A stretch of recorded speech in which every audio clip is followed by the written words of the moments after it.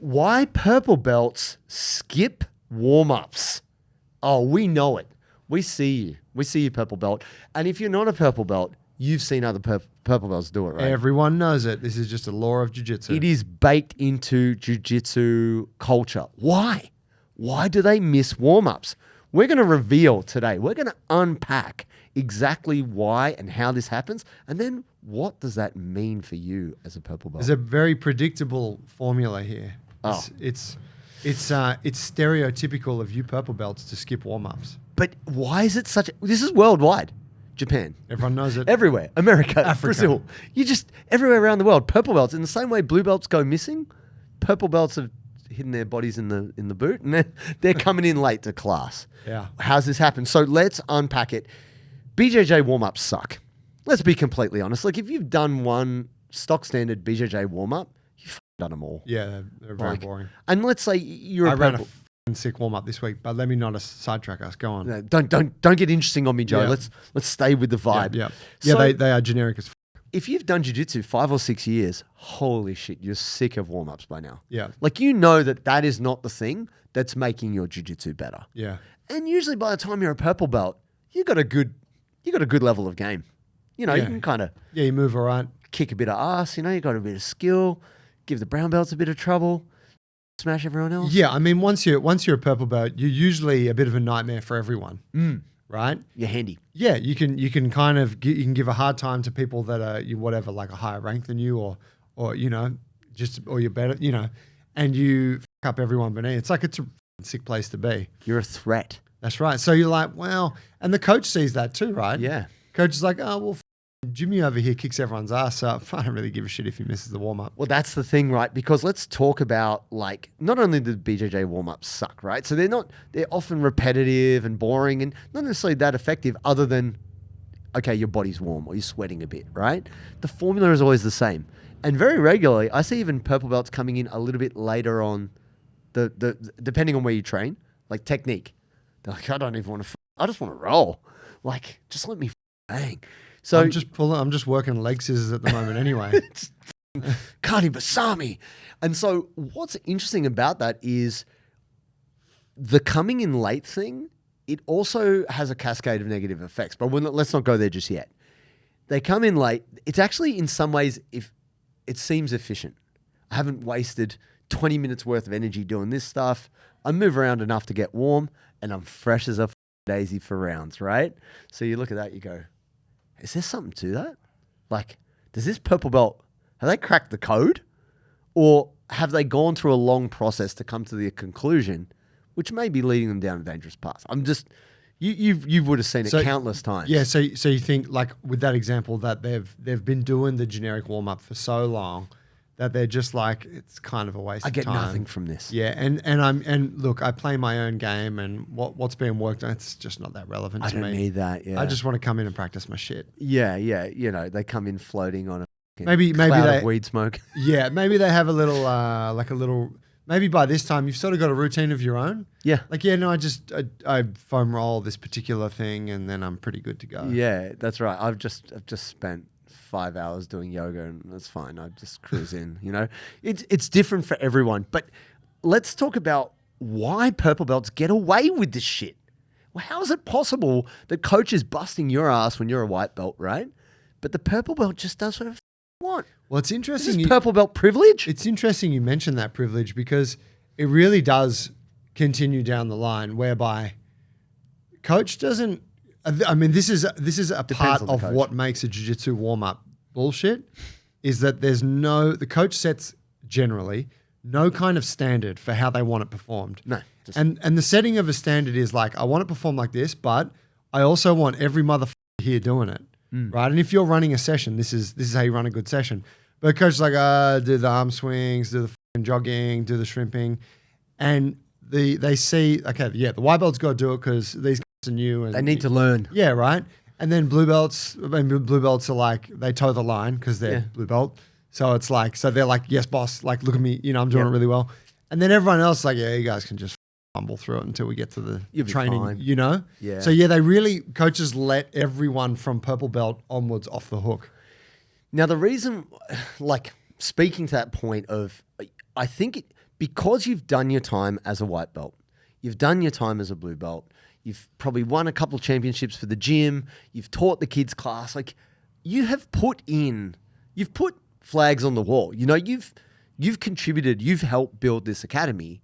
So I see where it comes in that you feel maybe a little bit entitled, maybe this purple belt entitlement. That, hey, I was here before any of you motherfuckers. Like, not OG status, but yeah, I helped build it. So, you know, cut me a bit of slack. I'm here as much as anyone. Yeah. Like you're often very frequent with your training at purple belt. Jiu-jitsu's still good. Yep. How can you fault me? Right? And I'll f you up. I'm a nightmare for any. Yeah, and okay, that seems like that makes sense. But here's where it goes wrong, friends. You are setting yourself up for failure. And let me explain why. Getting away with it doesn't mean that's a good standard. Like, yeah, you can get away with it for a while, but lazy purple belts make broken brown belts. Ooh. That's right. That time that you spend skipping warm-ups brings in some niggles, brings in a few little knocks and bumps. You're building the foundation to be a broken brown belt. You are following the path. And you'll get that brown belt, but then holy shit, you're in some trouble. Yeah. And we all know, how many brown belts do we know? They're tough, but they're banged up. Yeah, busted up hard. Black belts too. Yeah, of course. And I mean, this is where it goes, right? To a greater degree. And really, it lowers the standard. And I want to talk about why we should not allow purple belts to not do warm-up. They're going to be up in arms about this. You're going to be upset. Section is going to be blowing up right now. But stay with me. This is why. I have seen this in a couple of instances. So there was a pretty high-level purple belt who'd won Worlds, won Brasileiro. This is like in Brazil. He came 2 minutes late to the lunchtime session at Alliance. Fabio kicked him out.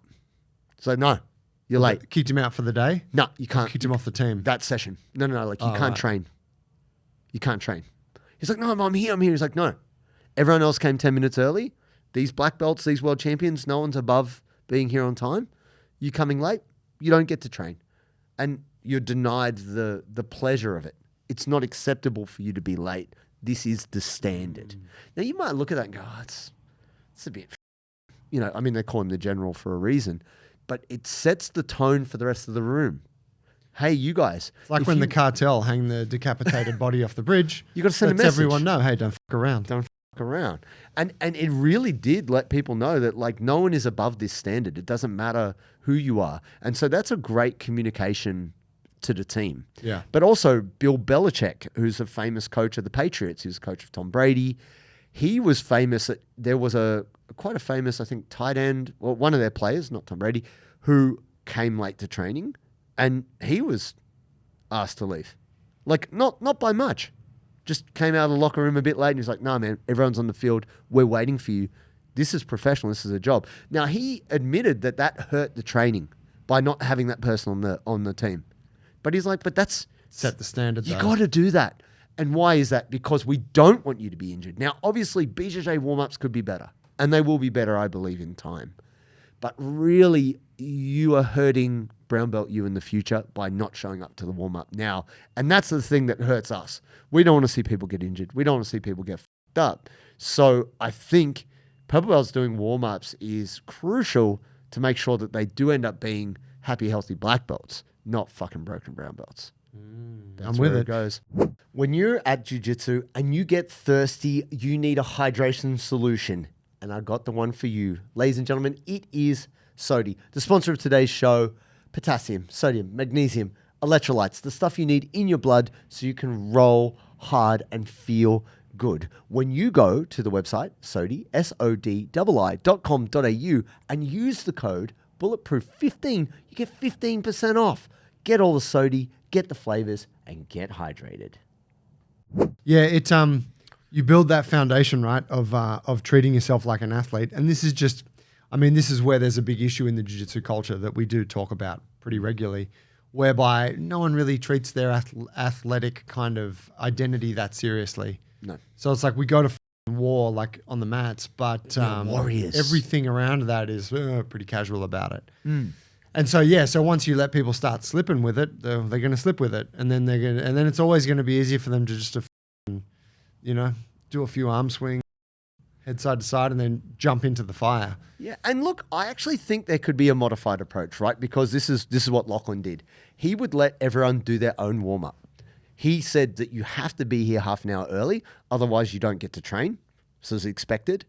So that when the class starts, we're not doing the warm up as part of the class. Now, this was a more advanced class, right? This isn't every class at Absolute in St Kilda. But what was great about that was, as long as you did what you needed to do to get you ready, that was fine. Like it wasn't like a criticism like, oh, we all have to do shoulder rolls or we all have to do shrimps. Like everybody's individual body is different.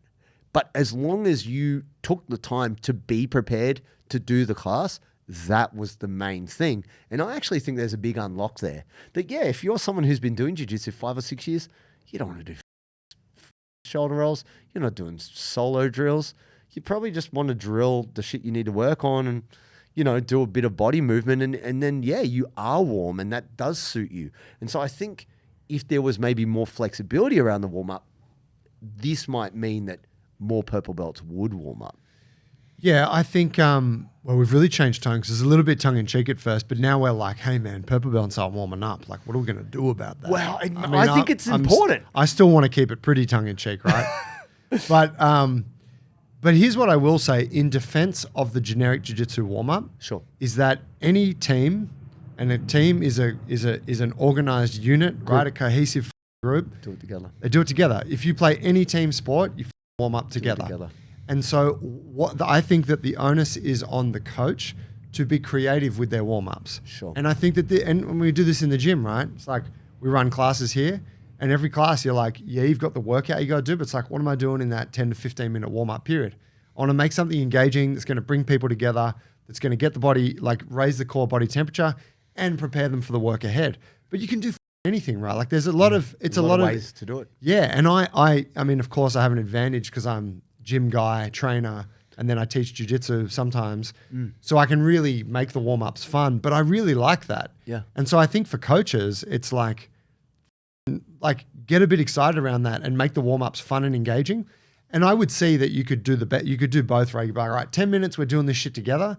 And then you guys have got 5 minutes to do your own thing, whatever you want, drill some shit, fix your busted shoulder, choose your own adventure. And then we come back together for technique. Yeah. Hey, side take on that, classic warm-up in Brazil when coach is away, game of soccer.